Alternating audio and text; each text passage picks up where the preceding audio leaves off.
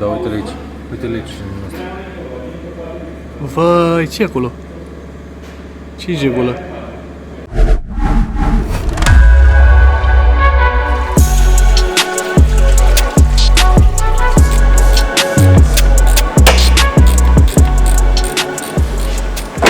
Are adus la viață o Mazda 2.0 diesel.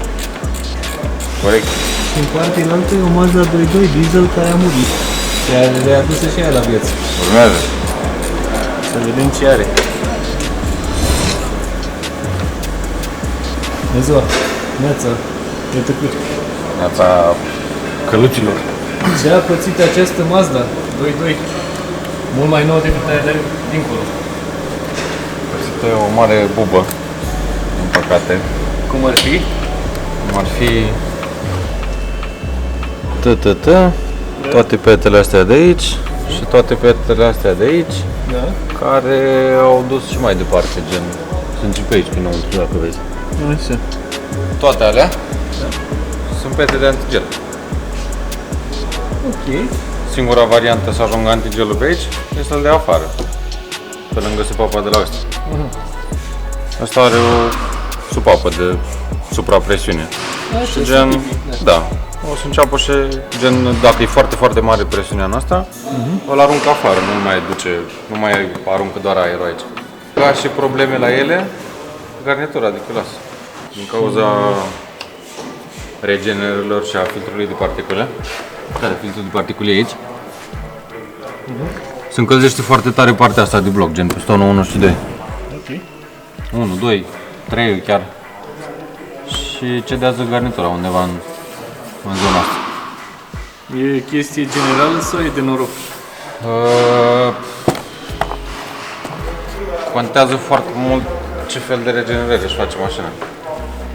Adică o mașină care e perfectă din orice punct de vedere o să ajungă în punctul ăsta foarte, foarte târziu. Dar una care a fost forțată și nu știu, ori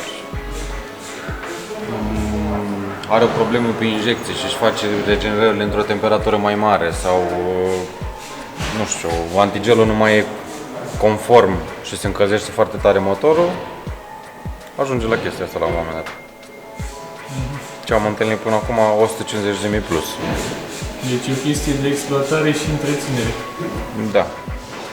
La fel, mașinile astea nu prea suportă soft. Dacă îi faci soft și lași DPF-ul, Evident, TPF-ul nu poți să scoți, deci nu-i faci soft. da. Dacă îi lași DPF-ul și îi faci soft, clar ia 150, cred. Păi ce, n-ajung? Bă, dacă e să o iei logic, un motor 2.2 diesel biturbo, E turbo, da, are două turbine. 150 de cai, cam puțin, adică oricine ar vrea mai mult. Stai mă, are două turbine și astea. Dar din ce ani e? 2014, cred. Ah, ok. Deci nu e neapărat foarte nou, dar nici veche nu e. Da, nu e nici așa, nici așa. E facelift-ul de la Mazda 6. Deci, na, E bine și la vară cald, mai bine ia benzină, nu? da, acolo chiar n-ai nicio problemă. Aviză amatorilor. Nu ai același cuplu, dar la cai e tot pe acolo, din ce știu eu, 2.5 are 190 de cai, cred. 2.5 e? 2.5 benzină, da. Oh. Aspirat, e ce trebuie. Ah, și înseamnă că mai târziu Și au mai pus există și 2.0. 2.0 turbo. Păi 2.0 turbo nu mai e pe modelele noi de Mazda. Nu mai e? De ce? Nu. Ai 2.0 aspirat și atât. Și mai avem modelele Stai vechi. mă, că au Sky Active G. Sky Active G e 2.0 benzină. Da, dar e fără turbo. Da. Au sistemul la lor Sky Active de... Da, Sky Active se referă în mare parte la piețe mai ușoare, atât în motor gen. E mai ușor ca și greutate fizic. Ah, ok. Contează și asta un pic. Contează, da. Da, și acum o să facem o magie cu asta și să-l punem pe masă. Doar cât ai tras de astea două, le dai pe spate și te joci cum vrei. În schimb aici, ăsta trebuie împins înăuntru. Așa, și acum trece pe lângă ea. Și partea asta la fel. Asta. Și genul să treacă pe lângă ea.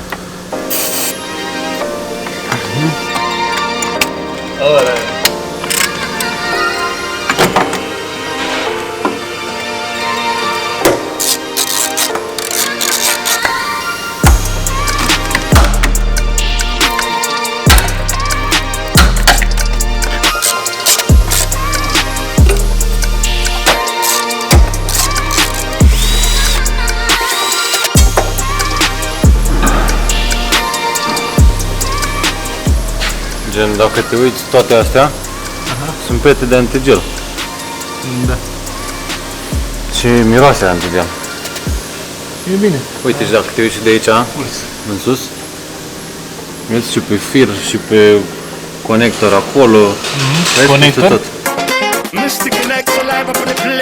Conector, da. E conector la motor. Uite și pe aici.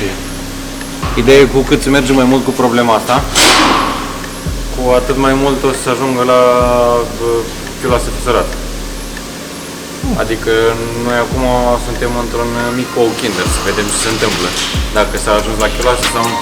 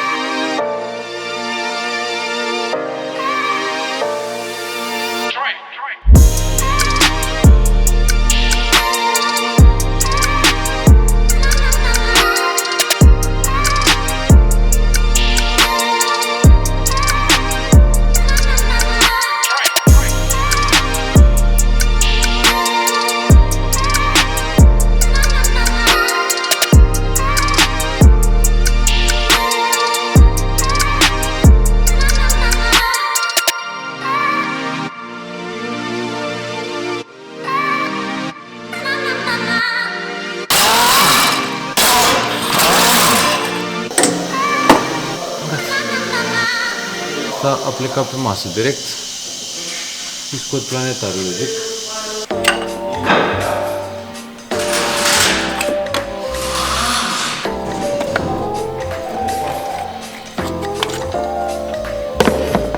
Așa.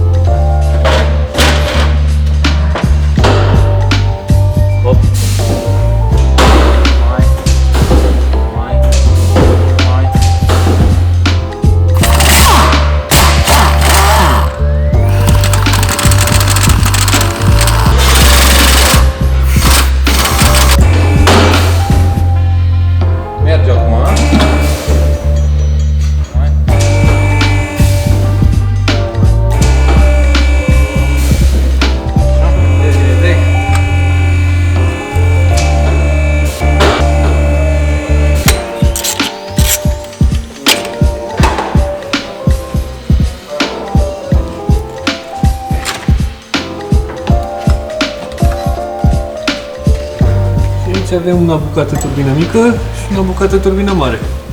Da. Incredibil, 150 de cai twin turbo, biturbo. 140 de cai motorul și câte 5 cai fiecare turbină.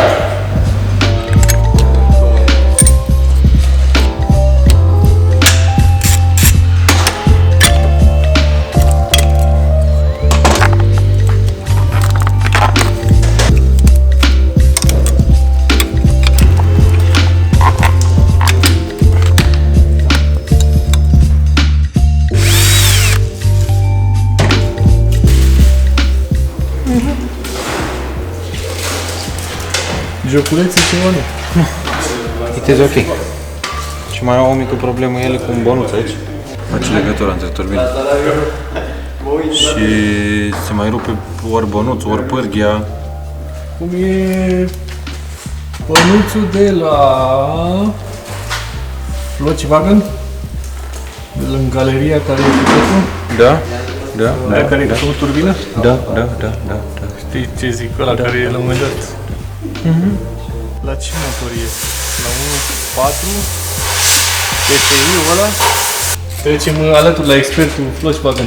La ce motor de Volkswagen se rupe bănuțul? 1.4 260 de cai, ăla și cu turbo și cu compresor. Ăla care are turbina integrată în... Galeria de evacuare. Aha, gata.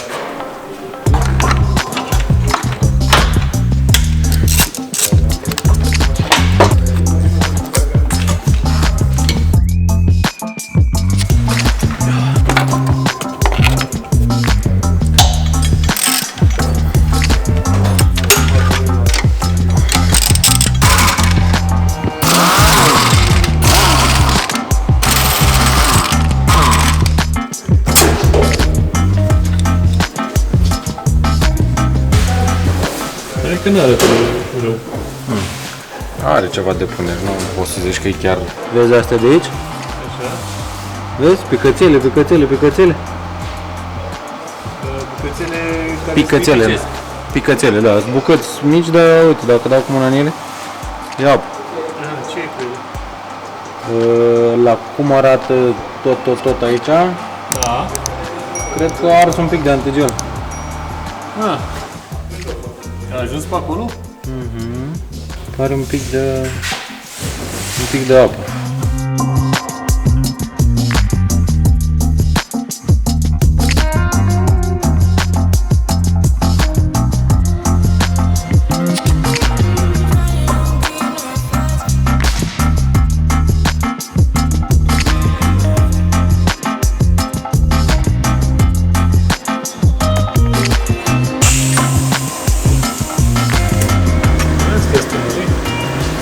Da.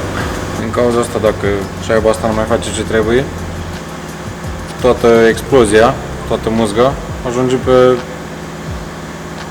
pe injector în sus și de acolo bagă în ulei și duce în sorb și am pus... Are multe cruci motorul ăsta. Da. Necesită o întreținere mai detaliată. Și ca să se înțeleagă, nu le numerotez, sunt deja numerotate.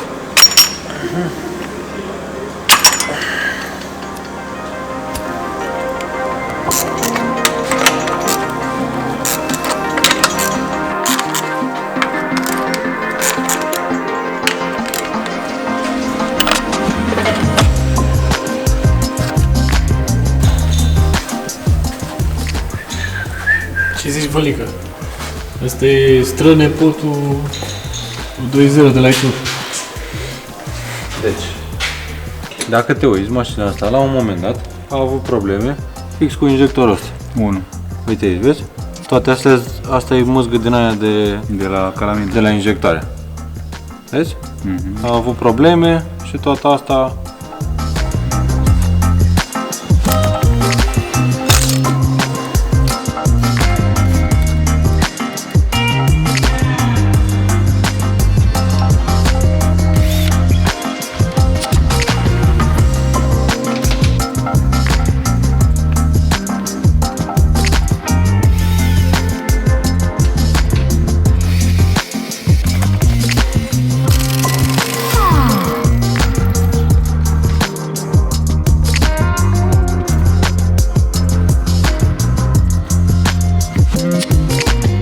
Hai să spală cu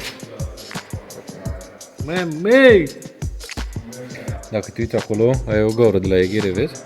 Aha. Asta se vede pe partea elaltă. Deci oarecum încă e într-un stadiu ok. Aia s-a stupă și nu mai e pat. Da, are un pic.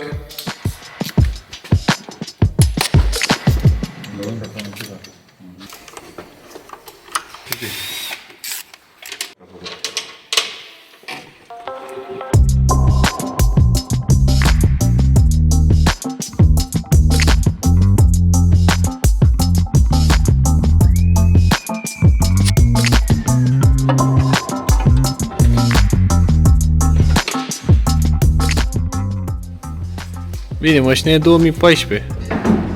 Dar lanțul ăla de ce e așa? Înțeleg că...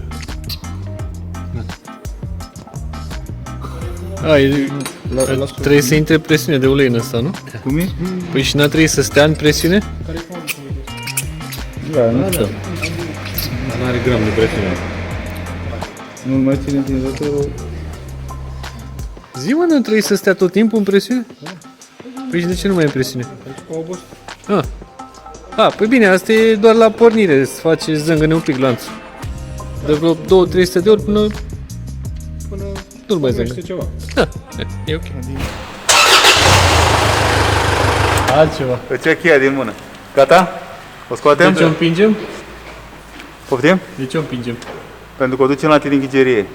Și pentru că radiatoarele nu le-am pus de aceu și de apă, datorită faptului că e strâmbă acolo și trebuie îndreptată. Și după aia o să vină înapoi la noi și o să-i punem piesele.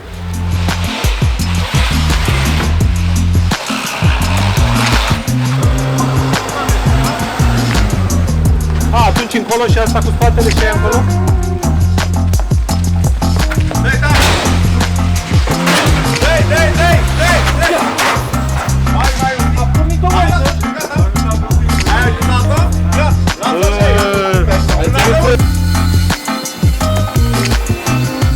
Hai cu purcelul.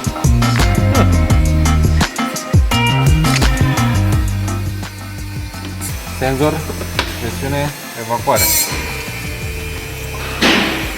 Au câteva probleme pe ele, Cam care ar fi de ce? din cauza că pun ingine Da? și ăsta se arde în interior din cauza temperaturii. L-au gândit prost. Păi deci aici se întâmplă ceva, e o sobă care nu face bine. Da. Și e gândit foarte prost ăsta pentru că ăsta măsoară presiunea din evacuare. Clar aici ai gaze. Și ăsta a fost gândit un pic prost și au avut la un moment dat rechemare în service. Foarte multe modele de 2.2 și se schimbă senzorul. Vine un alt senzor, o să-l vezi un pic mai încolo, că îl schimbăm și pe ăsta, care îl are pe el. Și vine diferit, gen vine upgradat. E carcasa din metal, nu mai e plastic cum e asta. Și nu mai pică. Bun, scapă de o problemă. Da.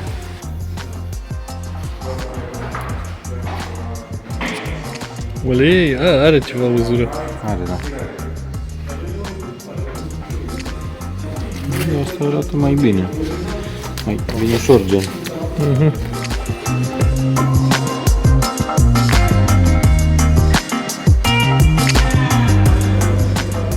Vai, ce acolo? Ce-i jegul ăla? Adică imediat ceva care pot să Știi ce am zis, nu? Mai devreme cu injectorul, cu alea. Aia e.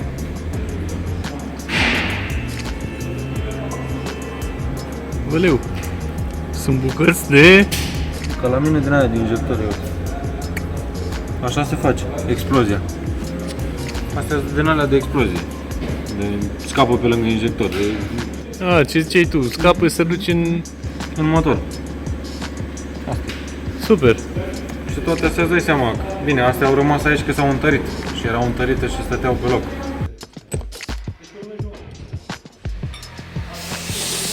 Bine. Ta-da! Putea să fie un pic lipită. Bam.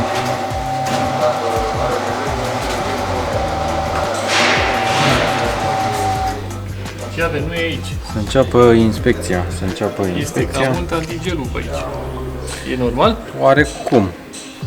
Mă interesează să văd dacă e ciupită undeva.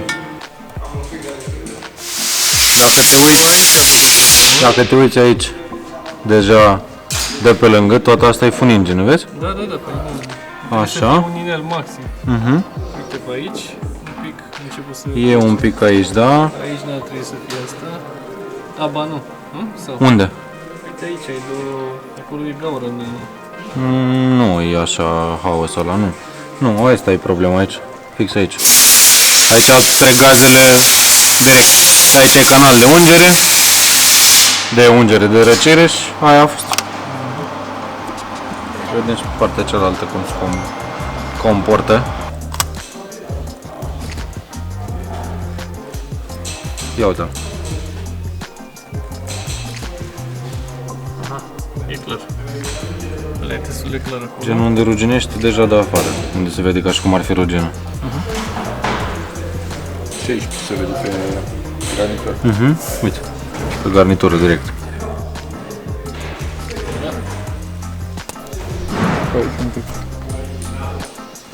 Și asta e cu cilindrii plutitori.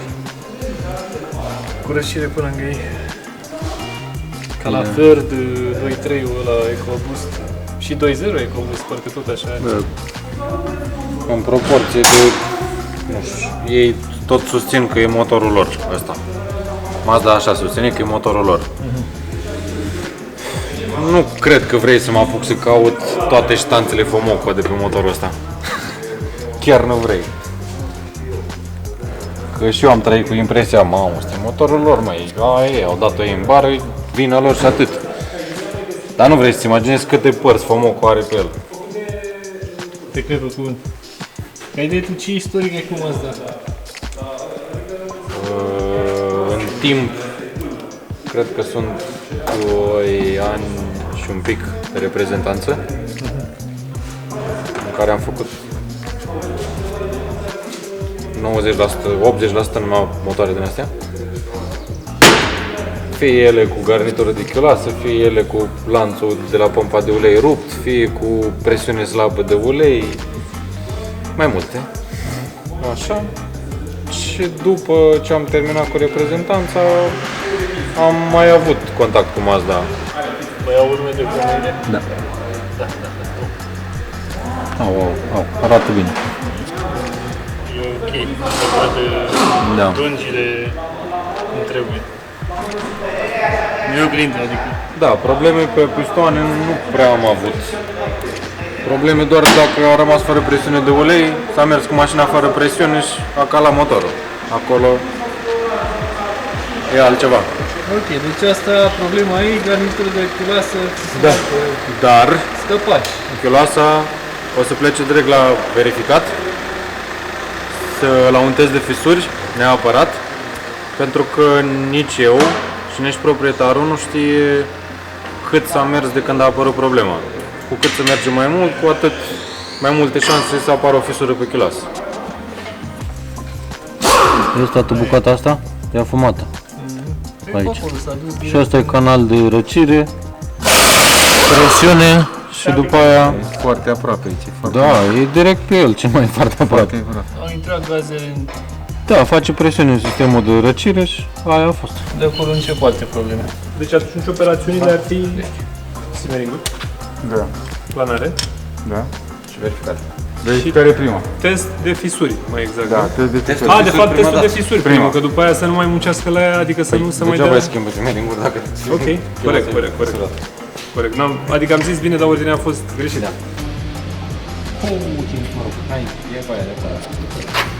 Audi și în baie? Audi, eu ce. Ce e chestia aia? Exact despre ce vorbeam mai devreme. Este un șmecherez. Din păcate, Deci chestia aia a plecat de la injectare. de la injector. Injector, da, unul singur. De la Ideea e că cine a făcut lucrarea n-a făcut-o complet. Ce lucrare?